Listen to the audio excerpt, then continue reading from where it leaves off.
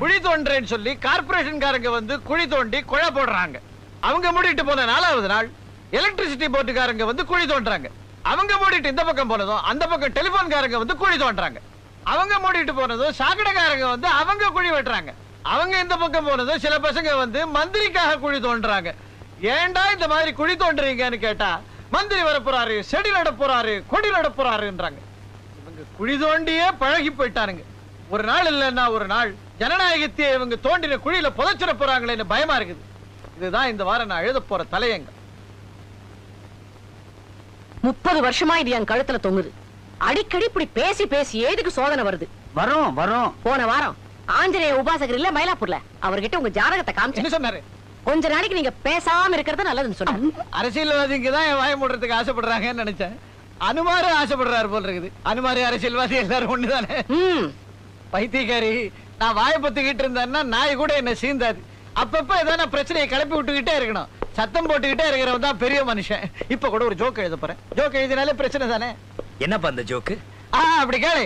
மண்ணெண்ணெய்க்காக ஒரு பெரிய கியூ நின்னுகிட்டு இருந்தது. அந்த கியூல நின்னு ஒருத்தனுக்கு ரொம்ப அழுத்து போச்சு. கோவம் வந்து இந்த மாதிரி கியூ நிக்கிறதுக்கெல்லாம் எவன் காரணமோ போய் அவனை கொலை பண்ணிட்டு வந்துடுறான்னு புறப்பட்டான். போனவன் 5 நிமிஷத்துல திரும்பி வந்துட்டான். கியூல நின்ன மத்தவங்க எல்லாம் என்னையா தாள கொன்னுட்டியான்னு கேட்டாங்க. இல்ல, அவனை கொல்றதுக்கு இதை விட பெரிய கியூவா அங்க நிக்குது, அதனால திரும்பி வந்துட்டேன். நல்லா இருக்கு. நான் நல்லா இருந்தேன் என்ன பிரயோஜனம்? நானும் இந்த மாதிரி எவ்வளவோ ஜோக்கு எழுதுறேன். இருந்தாலும் எங்க பத்திரிகைக்கு வரதை விட உனக்கு தான் அதிகமா காதல் கடிதங்களே வருது. அப்படியா தம்பி? இந்தா எல்லா லெட்டர்ஸையும் படிச்சுட்டேன். பரவாயில்ல, இந்த காலத்து பொண்ணுங்க நல்லாவே லவ் லெட்டர்ஸ் எழுதுறாங்க. என்னதான் இருந்தாலும் லக்ஷ்மி எனக்கு எழுதின லவ் லெட்டர்ஸ் மாதிரி இதெல்லாம் வரவே வராது. பசு, நீ வாழ்க்கையிலேயே பண்ண ஒரே அதிர்ஷ்டம் உன் புள்ளதான். நல்ல வேலை உன்ன மாதிரி இல்ல. சித்தப்பா, என்னப்பா? எல்லாரும் ஜால்ரா தான் அடிப்பாங்க, நீங்க தவளே அடிக்கிறீங்களே. சரி சரி, சாப்பிடுவாங்க. எக்ஸ்கியூஸ் மீ சார், எனக்கு ஒரு சின்ன உதவி வேணும். கேக்குறது பெருசா கல. வா வா வா, பாக்குறதுக்கு நல்லா இருக்கே. உட்காருறியா? எங்க சேர் இல்லையே, பரவாயில்லையே. உன் பேர் என்னமா? கிங்கிணி. சொந்த ஊரு? கொங்கணி. உனக்கு என்ன வேணும்? சார், எனக்கு மிஸ்டர் ஆனந்தோட ஆட்டோகிராஃப் வேணும். என்ன பெரிய ஆனந்தோட ஆட்டோகிராஃப்? அது என்ன வரவெல்லாம் சும்மா ஆனந்தம் ஆனந்தம் ஆனந்தம் அங்கேயே அலையறீங்க? என்ன உங்க பெரிய ஆனந்த? இந்த பாரு, நீ கையெழுத்து கேட்கிற அந்த ஆனந்தோட தலையெழுத்தியே நிர்ணயிக்கிறவன் நாம. அவன் ஆடுற ஆட்டமும் பாடுற பாட்டும் எல்லாம் நான் கம்போஸ் பண்ணி கொடுத்தது தெரியுமா? கொண்டா, நானே கையெழுத்து போட்டு தரேன். ஏன் இப்படி போய் சொல்ற? பார்த்தாலே தெரியுது நீ ஆனந்த் சாருக்கு என்ன வேணும். எனக்கு இப்ப நல்லா புரிஞ்சு போச்சு. என்ன? எடுபுடி.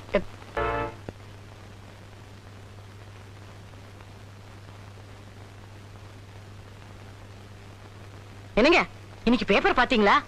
என்ன விசேஷம்? யாரையா மந்திரி பதவியில தூக்கிட்டாங்களா? அது என்ன பெரிய நியூஸ்? அதுதான் தினம் நடக்குது. இந்த நியூஸ படிங்க. என்ன நியூஸ்? மணமகள் தேவை, விருப்பம் உள்ளவர்கள் விண்ணப்பிக்கவும். தேர்வு நடக்கும் இடம் Adyar Park hotel, prince suite. நேரடி தேர்வு திங்கள் காலை முதல். இப்படிக்கு உங்கள் ஆனந்த். குத்துக்கல்லு மாதிரி பெத்தவங்க நாம இருக்கும் போது மணமகள் தேவைன்னு இவனே விளம்பரம் கொடுத்திருக்கானே. ஊர்ல இருக்கிறவங்க நம்ம பத்தி என்ன நினைப்பாங்க? ஊர்ல இருக்கிறவங்களுக்கு நம்ம பத்தி எல்லாம் நினைக்கிறதுக்கு டைம் கிடையாது. அவங்களுக்கு நிறைய பிரச்சனை இருக்குது. என்னமோ வர வர எல்லாமே தலைகீழா போச்சு.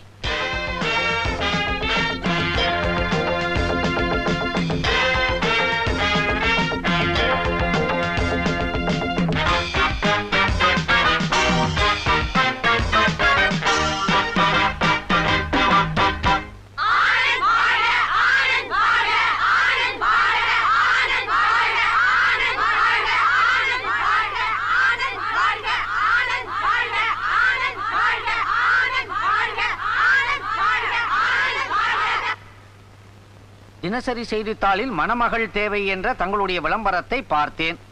என்னுடைய உயரம் 6 அடிக்கு 6 அங்குலம் கம்மி. நிறம் அழகு அத்தனையும் எனக்குண்டு. முன் அனுபவம் இல்லை. என்னை மனைவியாக தேர்ந்தெடுத்தால் எல்லா வகையிலும் திருப்திகரமாக நடந்து கொள்வேன் என்று உறுதிமொழி அளிக்கின்றேன். என்ன சித்தப்பா, இவ்வளவுதானா? ஏகப்பட்ட கூட்டம். அத்தனை பேரையும் சந்திச்சு பேசணும்னா உனக்கு நேரடியா 60ஆம் கல்யாணம் தான் பண்ணணும். அதனால 50 பேரை தக்க வச்சுக்கிட்டு மீதி பேரை வெளியே தள்ளிட்டேன். இந்த அப்ளிகேஷன்ஸ் எல்லா ஐட்டத்தையும் நிதானமா பார்த்து எதை பிடிக்க போறேன்னு சொல்லு.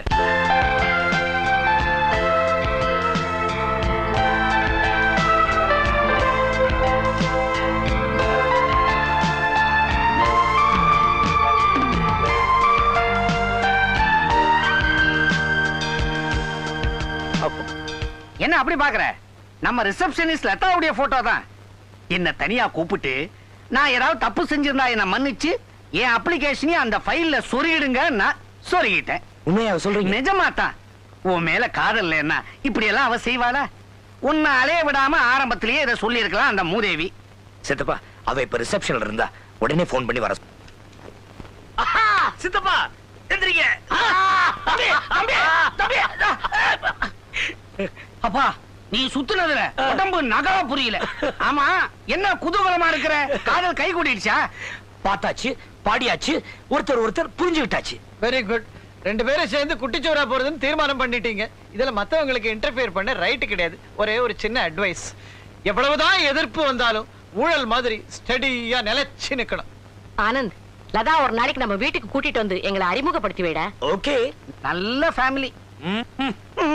ஏயா என் பின்னாடி சுத்தி என் உயிர் இப்படி வாங்குற? என் உயிரே நீதானே, அதனாலதான் உன் பின்னாடியே சுத்திட்டு இருக்கேன். யோ, முன்ன பின்ன தெரியாத உடனே எப்படியா காதலிக்கிறது? இது முன்ன இது பின்ன சரியா பாக்காதது உன்னுடைய தப்பு. கஷ்டம். உன்னை பார்த்தா எனக்கு காதல் வரல. எனக்கு கண்ணா பின்னான்னு வருதே. யோ, என்னையா உன்னோட பெரிய தொந்தரவா போச்சு? ஆமா, நான் யார் தெரியுமா? நல்லா தெரியுமே, நீ ஒரு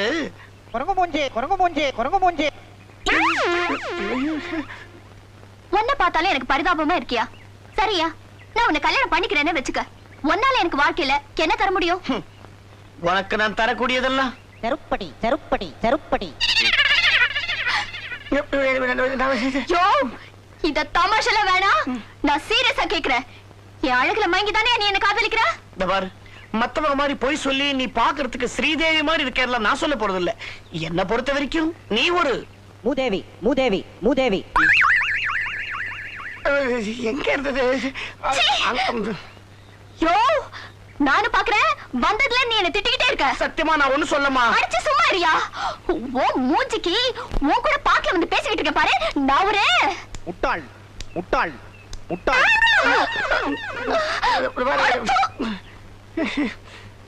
என்ன கர்மண்டா அது? ஏயா நானும் ரொம்ப நேரம் பார்த்துட்டு இருக்கேன். ஒரு பொண்ணை சரி பண்ண முடியலையா? என்னையா பண்ண சொல்றீங்க? நீ எல்லாம் ஒரு ஆம்பளையா? நான் ஒரு வழி சொல்றேன், கேக்குறியா? ஓடா தடியா, ஓடா தடியா, ஓடா தடியா. ஏய், உனக்கு என்ன திமிரு இருக்கு? உனக்கு இது வேணும், என்ன வேணும்? என்னைய தடியான்னு சொல்ல மடையா?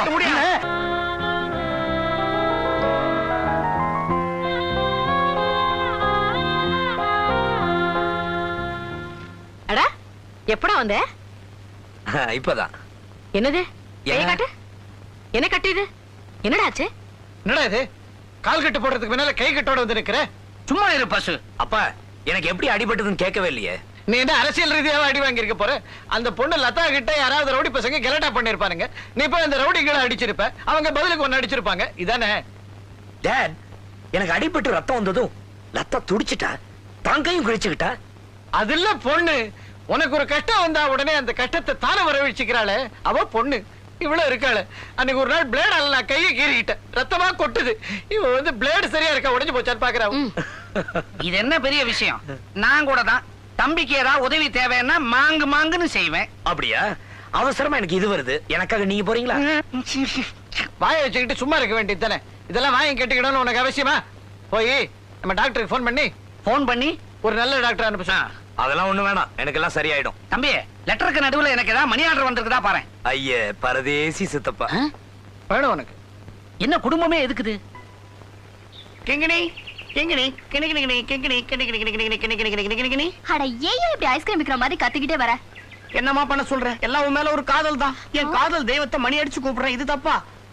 காதலா? ஓ மூஞ்சிக்கு காதல் ஒரு கேடா? இங்கதான் நீ தப்பு பண்ற. ஒரு பொண்ண ஒரு ஆண் காதலிக்கிறதுக்கு மூஞ்சி மட்டும் இருந்தா போறாது, வேற ரெண்டு விஷயங்கள் வேணும். ஒண்ணு நெஞ்சு, இன்னொன்னு முயற்சி. யோ, உனக்கு காதலன்னு சொல்லிக்கிற அளவுக்கு உனக்கு என்னையா தகுதி இருக்கு? என்ன கல்யாணம் படிக்கிறவன் நல்ல புத்திசாலியா இருக்கணும்னு ஆசைப்படுற. இதுக்கு என்ன சொல்ற நீ? வேற என்ன சொல்ல முடியும்? நீ கரெக்டான இடத்துக்கு தான் வந்திருக்கிற. என்ன விட ஒரு அறிவு ஜீவி இந்த உலகத்துல ஒரு கிடைக்குமா? ஆமா, சும்மா எனக்கு அறிவு இருக்கான்னு கேட்டுட்டு இருக்கிறிய, உனக்கு அறிவு இருக்கான்னு நான் டெஸ்ட் பண்ணட்டுமா? சேலஞ்ச். சேலஞ்ச். நல்லா கவனி. உயிருக்கு உயிரா நேசிக்கிற ரெண்டு காதலர்கள் பிக்னிக் போயிட்டு இருந்தாங்க. திடீர்னு அந்த காதலனை பார்த்து, கண்ணே எனக்கு இமிடியட்டா ஒரு பழம் வேணும்ட்டான். பாவம், பழம் வாங்கணும்னா அந்த காதலன் கிட்டத்தட்ட 10 மைல் ஓடி ஆகணும். அங்கதான் கடை இருக்குது. ஆனா அவன் தயங்கலையே. அந்த காதலிக்காக ஓடினான், பழக்கடையின் வாசலுக்கே ஓடினான். ஆனா அங்க போன அப்புறம் தான் அந்த மடையனுக்கு தெரிய வந்தது அவகிட்ட என்ன பழம் கேட்க மறந்துட்டான். யோசிச்சு பார், பழம் வாங்காம அவனால திரும்பி போக முடியாது. 10 மைல் ஓடி வந்திருக்கான். இந்த நிலைமையில அந்த காதலன் என்ன வாங்கி இருப்பான்? தெரியலையே.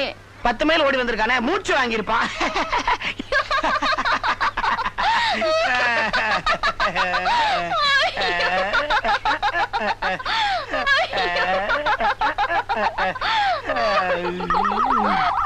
பாவி, என் பையன் நான் செஞ்ச தப்பையே செஞ்சுக்கிட்டு இருக்கிறான். இவன் மூஞ்சி முகர கட்டைக்கு காதல் ஒரு கேடா? இத வளர விடப்படாது. முளையிலேயே கிள்ளி எரிஞ்சிடணும்.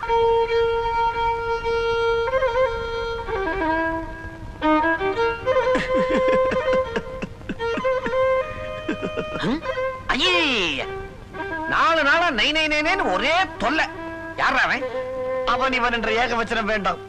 பிரபல வயலின் வித்வான், ரேடியோல ரெகுலரா வாசிக்கிறவர்.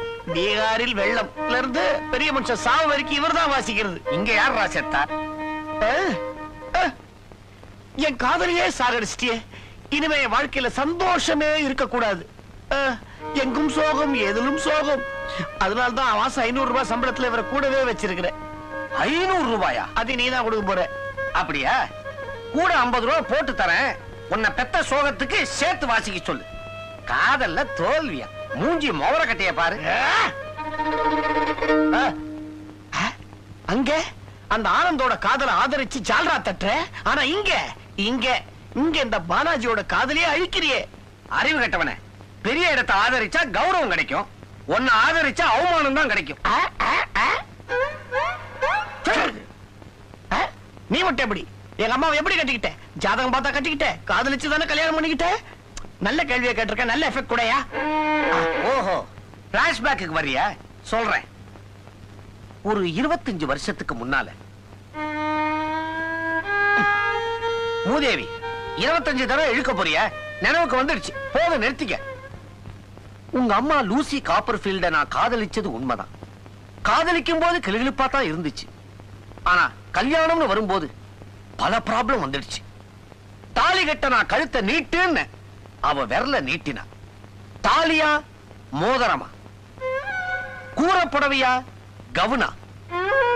சர்ச்சா கோவிலா? மந்திரமா ஜபமா? இப்படி பல குழப்பம் இருந்துச்சு. திங்கிற தீனியிலேந்து பண்ற திவசம் வரைக்கும் ஒரே இடைஞ்சல்.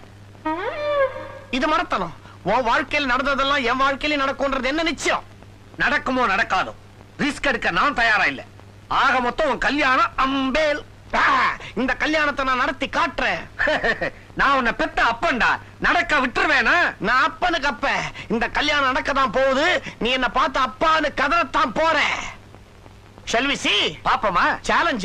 சவால Accepted. ஒத்துக்கிறேன். Okay. சரி. Bloody fool. போறேன். இனிமே ஒரு நிமிஷம் இந்த வீட்டுல நான் தங்க போறது இல்ல. கல்யாணத்தை சத்திரத்தை ஃபிக்ஸ் பண்ணிட்டு அப்புறம் இன்விடேஷனோட வந்து மீட் பண்றேன். வரேன்.